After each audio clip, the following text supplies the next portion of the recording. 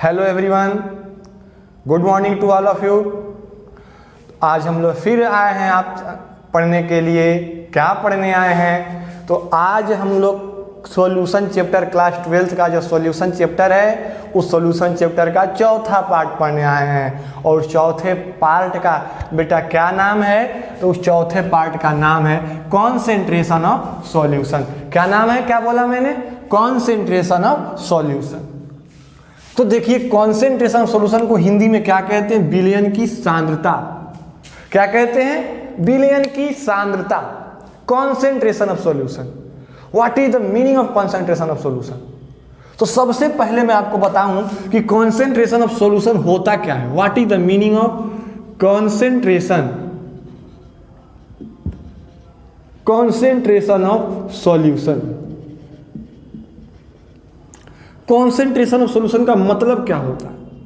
आइए, तो पहले मैं कॉन्सेंट्रेशन ऑफ सॉल्यूशन पे चलने से पहले आपको थोड़ा सा पीछे का कुछ बता दूं कि मैंने पीछे आपको क्या बताया था पिछले लेक्चर में। उसमें मैंने आपको पढ़ाया था कि आपको सॉल्यूशन बताया था कि आपको अगले जितने भी टॉपिक आपके आएंगे उसमें बाइनरी सॉल्यूशन के बारे में पढ़ना है। किसके बारे में पढ़ना है जी? बाइनरी सॉल्यूशन के बारे में। तो बाइनरी सॉल्यूशन मैंने क्या बताया था? तो बाइनरी सॉल्यूशन में मैंने आपको बताया था किसके बारे में? बाइनरी सॉल्यूशन के बारे में। और जितना भी टॉपिक आपको इसके बाद पढ़ना है एनसीईआरटी की टॉपिक क्लास 12th की, all are based on binary solution. मैंने आपको बाइनरी सॉल्यूशन के बारे में क्या बताया था? तो बाइनरी सॉल्यूशन आपको मैंने बताया था कि ऐसे सॉल्यूशन जिसमें कितने कंपोनेंट हो? 2 कंपोनेंट। बाइनरी सॉल्यूशन का मतलब क्या होता है? सॉल्यूशन कंटेनिंग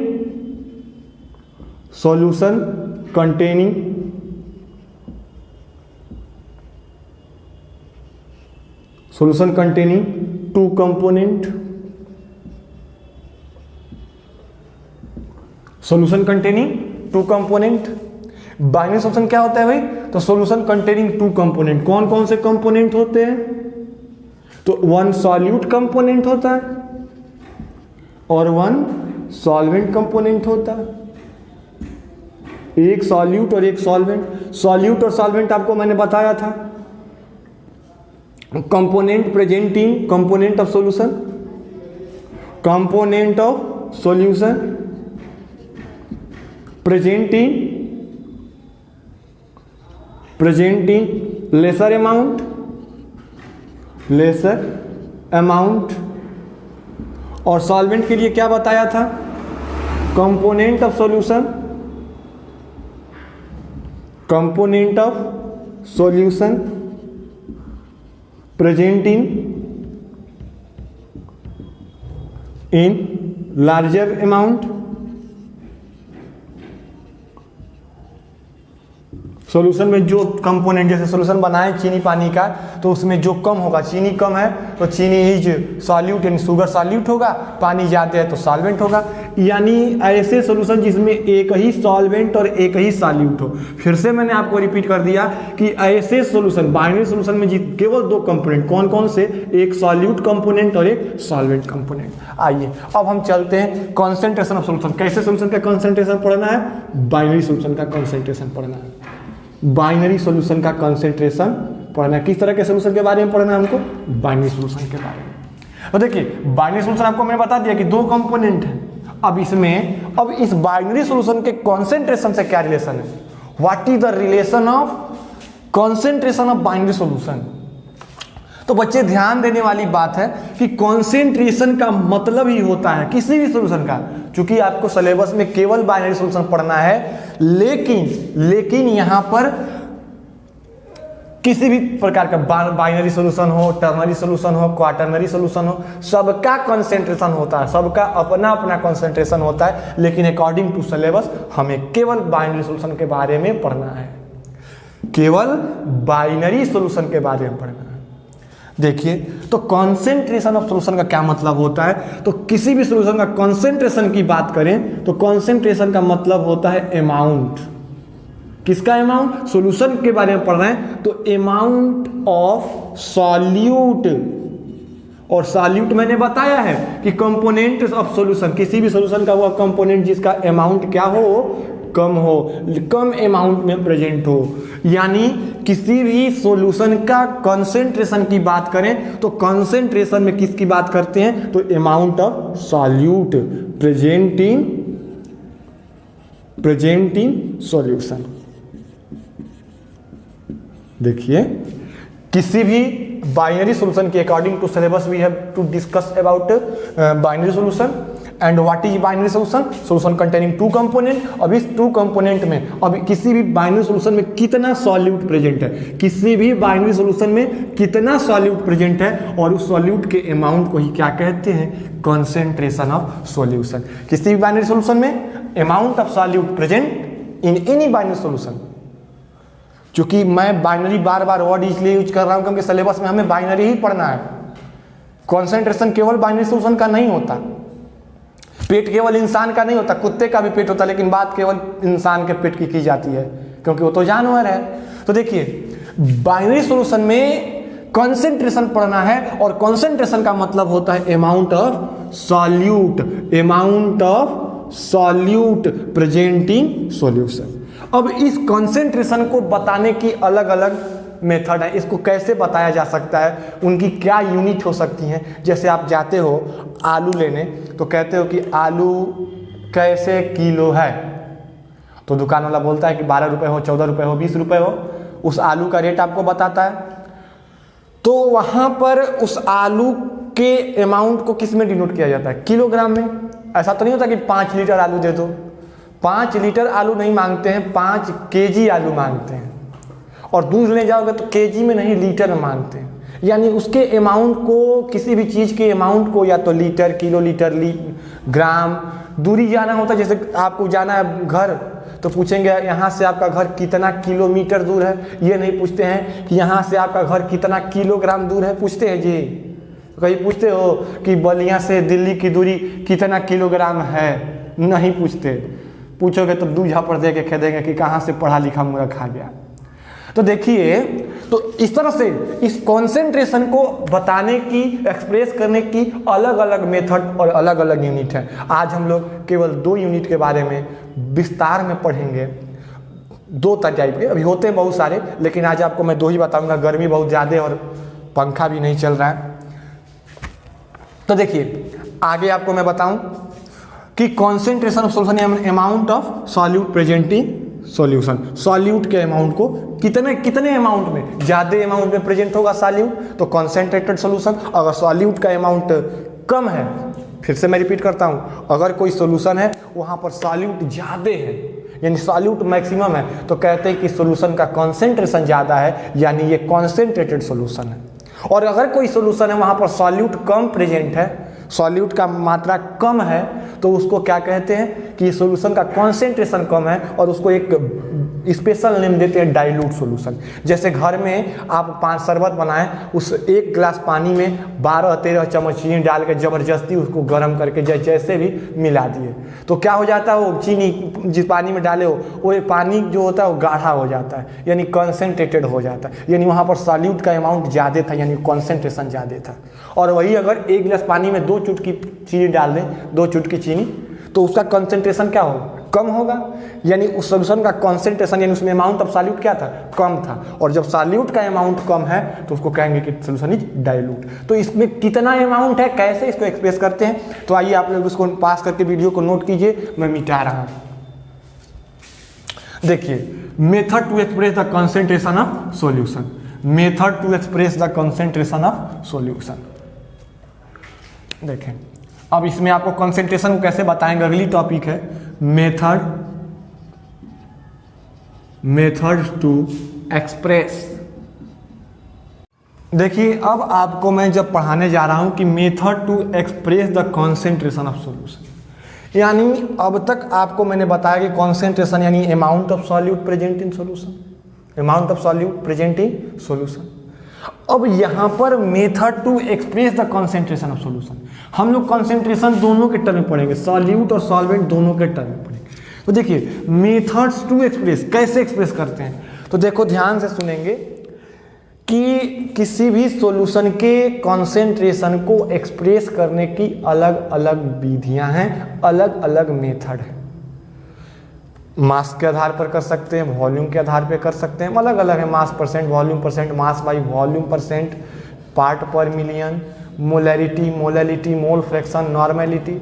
लेकिन आपको हर एक चीज़ एक दिन में बता पाना संभव नहीं है, तो मैं भरसक प्रयास करूंगा कि एक एक दो बता के उसका न्यूमेरिकल करा के फिर अगले नए मेथड पे जाएंगे। तो आज मैं आपको बच्चे 2 मेथड बताऊंगा और इन दोनों मेथड का फार्मूला लिखवाऊंगा। आप लोग फार्मूला पढ़िएगा और फार्मूला पढ़ने के बाद आगे न्यूमेरिकल सेशन शुरू करेंगे। तो देखिए, methods to express the concentration of solution. तो सॉल्यूशन के कंसंट्रेशन को एक्सप्रेस करने का जो पहला मेथड है वो है मास परसेंटेज। वो क्या है? Mass percentage. मास परसेंटेज इसको कहते हैं W, small w by capital W percent. अब यहाँ पर आप पूछोगे कि स्मॉल w और कैपिटल W क्या है, तो मैं बता दूं कि where small w is equal to mass of component, mass of given component, given component. और ये गिवन कंपोनेंट बेटा क्या हो सकते हैं? तो यहाँ पर आपके गिवन कंपोनेंट या तो सॉल्यूट हो सकते हैं, सॉल्यूट और सॉल्वेंट हो सकते हैं, दोनों में से कोई एक हो सकते हैं। यानी स्मॉल w किसके लिए आया? कंपोनेंट के लिए। यानी सॉल्यूशन का या तो सॉल्यूट कंपोनेंट हो या तो सॉल्वेंट कंपोनेंट हो, उसका मास। और कैपिटल W क्या है? What is the capital W here? Mass of solution, mass of solution. इस सबको किस में लेना है जी? ग्राम में लेना है। चाहे सॉल्यूट सॉल्वेंट का ले, इसको भी किस में लेना है? ग्राम में लेना है। तो देखिए, कंपोनेंट मास परसेंट कैसे निकालते हैं? तो जिस कंपोनेंट का परसेंटेज निकालना दिए गए सॉल्यूशन में, अगर सॉल्यूट का निकालना है तो सॉल्यूट के कंपोनेंट का मास हमको पता होना चाहिए, और सॉल्वेंट का निकालना है तो सॉल्वेंट कंपोनेंट का मास पता होना चाहिए, और उसमें और किसका मास पता होना चाहिए? पूरे सॉल्यूशन का। तो देखिए, निकालने का फार्मूला मैं आपको बताऊं, इसको कैसे निकालते हैं मास परसेंटेज। कैसे निकालते हैं मास परसेंटेज? ध्यान दीजिए, how would you we calculate mass percentage. तो देखिए, मास परसेंट को मैंने कैसे लिखा? Small w by capital W percentage is equal to W small, जिस कंपोनेंट का निकालना है तो कैसे निकालते हैं? Mass of component. कैसे लिखते हैं? Mass of component, mass of component किस में लेंगे? ग्राम में। Mass of component upon mass of solution, mass of solution, इसको भी किस में लेंगे? ग्राम में। और किससे मल्टीप्लाई कर देंगे? 100 से। क्यों? क्योंकि हमें परसेंटेज निकालना है। ये हो जाता है आपका मास बाई वॉल्यूम परसेंटेज। इसको क्या कहते हैं? मास बाई वॉल्यूम पर, सॉरी मास परसेंट। इसको क्या कहते हैं? मास परसेंट। यानी मास ऑफ कंपोनेंट, जो कंपोनेंट हो, या सॉल्यूट कंपोनेंट हो या सॉल्वेंट कंपोनेंट हो। अगर देखिए, अगर पूछ दिया जाए आपसे कि अगर सॉल्यूशन में, दिए गए सॉल्यूशन में सॉल्वेंट का मास परसेंट निकालें, तो यहाँ पर किसका मास रखेंगे? सॉल्वेंट का। और कह दिया जाए सॉल्यूट का मास परसेंट निकालिए, तो यहाँ पर किसका मास रखेंगे? सॉल्यूट का रखेंगे। और बाई में तो सॉल्यूशन का होबे करेगा। क्लियर है आपको? क्लियर है? इसका लिखने का एक और तरीका है, कैसे लिखते हैं? तो small w by capital W is equal to WA और WB। ए किसी को मान सकते हैं सॉल्यूट और सॉल्वेंट का, और अपॉन कैपिटल W इंटू 100। ये हो गया आपका फॉर्मूला मास परसेंटेज का। इसको नोट कीजिए। इस पे न्यूमेरिकल मैं अगले वीडियो में आपको बताऊंगा। हर चीज़ पे न्यूमेरिकल कराए जाएंगे आपको। ये देखिए, मास परसेंट आपको समझ में आया? नोट भी करते चलेंगे। तो मास परसेंट जब समझ में आया, तो अब अगली टॉपिक चलते हैं हम आपको लेकर के वॉल्यूम परसेंटेज पे। किस पे चलते हैं? Volume percentage.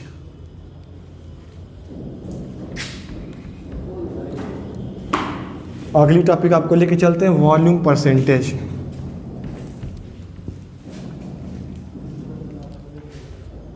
वॉल्यूम परसेंटेज, थोड़ा इसको मैं हिसाब में कर दूं, LOC बना दूं, लाइन ऑफ कंट्रोल, कि कितने में लिखना है मुझे। इसको चूंकि मिटा नहीं रहा हूं, आपको बार बार समझाना पड़ रहा है। तो देखिए दूसरा मेथड है volume percentage, volume percentage, volume percentage. Volume percentage को कैसे लिखते हैं? वॉल्यूम परसेंटेज को कैसे लिखते हैं? तो वॉल्यूम परसेंटेज को सब चीज वही रहेगा, मास परसेंटेज वाला ही रहेगा। अंतर क्या होगा कि जहां पर हमने मास की बात की है, अब मांस खाने वाला नहीं, मास भार वजन, जहां पर मास की बात की है वहां पर किसकी बात करेंगे? वॉल्यूम की। तो देखिए मास परसेंटेज को कैसे लिखते हैं? Small v upon capital V percentage, इसको वॉल्यूम परसेंट कहते हैं। जहां पर आपको पता होगा वेयर